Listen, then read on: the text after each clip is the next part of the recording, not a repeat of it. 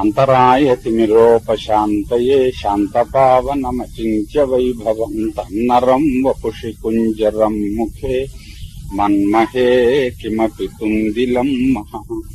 శరణం కరవాణి శర్మదంతే చరణం వాణి చరాచరోపజీవ్యం కరుణామసృణైః కటాక్షపాతైః కురు మామంబ కృతార్థసార్థవాహం.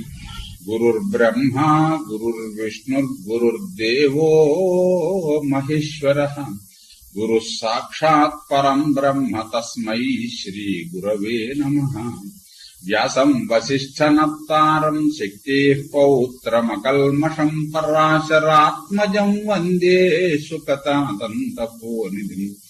అచతుర్వదనో బ్రహ్మా ద్విబాహురపరో హరిః అఫాలలోచన శంభుర్భగవాన్ బాదరాయణః. వంశీ విభూషితకరన్నవనీరదాభాత్ పీతాంబరాదరుణబింబఫలాధరోష్ఠాత్ పూర్ణేందు సుందరముఖాదరవిందనేత్రాత్ కృష్ణాత్ పరం కిమపి తత్వమహం న జానే.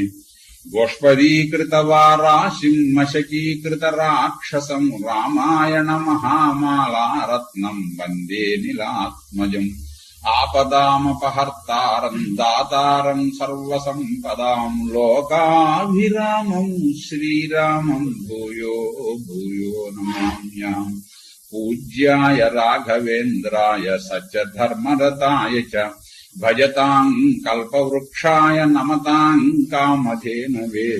నారాయణం నమస్కృత్య నరం చైవ నరోత్తమం దేవీం సరస్వతీం వ్యాసం తతో జయముదీరయేత్. శుభ్రుగుటి ముఖి ఒక్కసారి మొహం చిట్లించిందిట. ఆవిడ చిట్లించి ఆ మాటను నిర్లక్ష్యం చేసి మైవాం అంది. అలా మాట్లాడ అందిట క్లుప్తంగా ముందర అన్నమాట.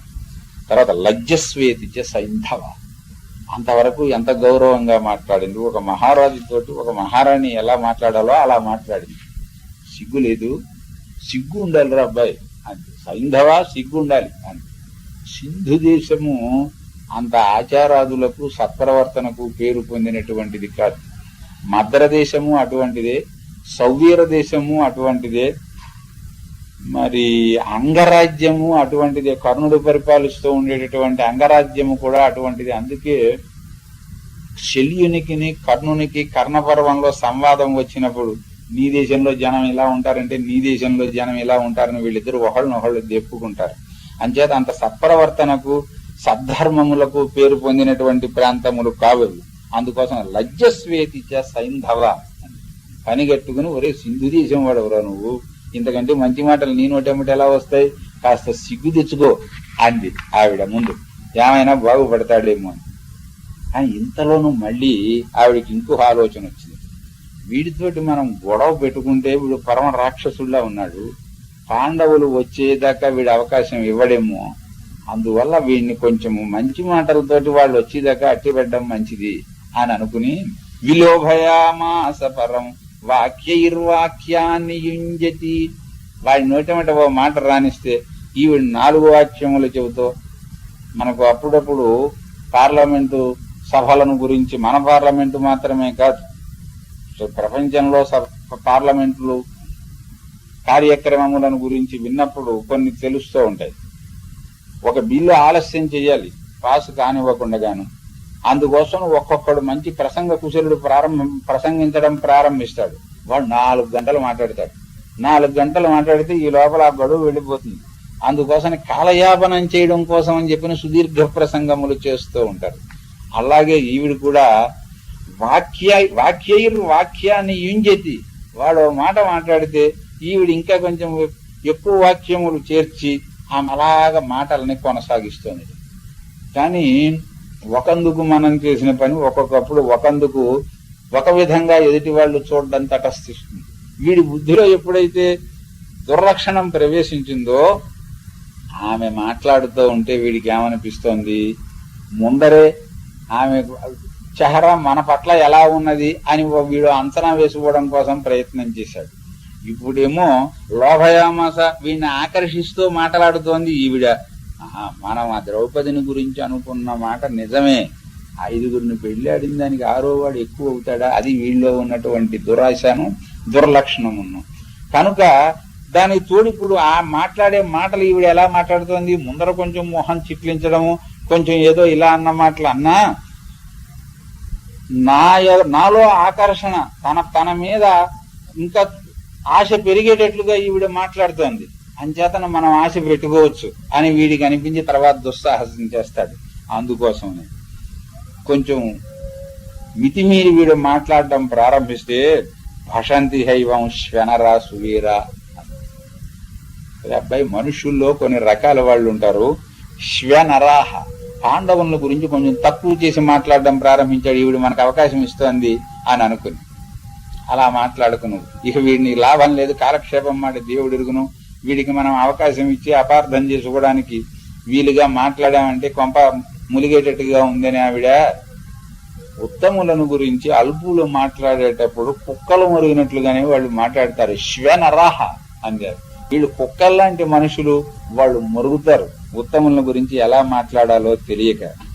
కానీ పాండవులకి నీ మీద కోపం వచ్చినదంటే నీ దుర్బుద్ధిని నువ్వు ఇలా బయట పెడుతున్నావు. నువ్వు పాతాళ లోకానికి వెళ్ళినా సరే నిన్ను వాళ్ళు విడిచిపెట్టరు. నువ్వేమనుకుంటున్నావో పాతాళం వంటి నరకంలో నువ్వు పడిపోతూ ఉంటే నీకు ఇంక చెయ్యందించి నిన్ను పైకి తీసుకొచ్చేటటువంటి దిక్కుండదు. పాండవుల నుంచి నిన్ను రక్షించేటటువంటి వాళ్ళు ఎవళ్ళు ఉండరు. బాల్యాత్ ప్రసుప్తస్య మహాబలస్య సింహస్య పక్ష్మాణి ముఖాల్లునాసి. నువ్వు ధర్మరాజు గారి కోపం తెప్పించడం అంటే ఏమిటో నీకు అర్థం అవటం లేదు. మహావీరత్వం కలిగిన సింహం నిద్రపోతూ ఉంటే దాని మూతి మీసాలు దగ్గరికి వెళ్లి లాగితే ఏమవుతుందో నీ పని అలా అవుతుంది. ధర్మరాజు గారి కోపం తెప్పించడం అంటే ఆయన తమ్ముడు ఉన్నాడు ఇంకొకడు, మహాబలం ఘోరతరం ప్రవృద్ధం, అంతా ఇంత బలశాలి కాదు, ఘోరతరం. ధర్మరాజు గారే మహాభయంకరుడు కోపం వస్తాను, కానీ వీడు ఇంకా భయంకరుడు, ఘోరతరుడు. అతని కోపం తెప్పించడం అంటే మంచి తాచుపాముని విషభుజంగానే నిద్రపోతూ ఉన్నదాన్ని తోక తొక్కడం ఎటువంటిదో భీముడికి కోపం తెప్పించడము అటువంటిది. నీ వరస చూస్తే ఇక నీ కాలం దగ్గరికి వచ్చినట్లుగా ఉంది అంది. తర్వాత అంతకాలం దగ్గరికి వచ్చినప్పుడే వెదురు చివర వెన్ను పుట్టిందన్నా అట్లాగునే అరటి చెట్టు గెలవేయడం కూడా జరుగుతుంది. లేకపోతే నీకిటు ఆ విధముగా కాకపోతే నీకు ఈ బుద్ధి పుట్టదు అని కొంచెం కఠినముగానే చెప్పింది. చెబితే అతడన్నాడు కదా, నీ సంగతి నాకు తెలుసు, నీ భర్తలు ఎటువంటి వారో అది కూడా నాకు తెలుసు. అంత మాత్రానికి విభీషణేన ఈ విభీషికలకు అంటే ఈ బెదిరింపులకు నేను భయపడిపోతాను అని నువ్వు అనుకోకు. తాటాకు చప్పుడికి కుందేలు జోడుస్తుందా అంటారే, సరిగ్గా అలాగన్నమాట. మేము ఎంతమంది ఉన్నామో చూసావా, వారందరూ కూడా మహావీరులు. వివిధ దేశాది వీరులందరూ కూడా ఇక్కడ వచ్చి ఉన్నారు. వాళ్లకు పాండవులకు పోలిస్తే ఏ విధంగానూ పోలిక ఉంటుంది అని చెప్పి నువ్వు అనుకోకు. మా ముందర పాండవులు ఎందుకు కూడా పనికిరారు అని ఇతడు సమాధానం చెప్పాడు. దాని మీద ఆమె ఇంకా తన భర్తల పరాక్రమాన్ని ప్రశంసిస్తూ చెప్పింది. యథావాహం నాతిచరే కథంచితు పతిన్ మహార్హాన్ మనసాభిజాదు తేనాద్య సత్యేన వశీకృతం త్వం ద్రష్టాస్మి పార్థైః పరికృష్యమాణం అని ఒక ప్రతిజ్ఞ కూడా చేసింది. సామాన్యంగా ఎప్పుడు చేయనటువంటి.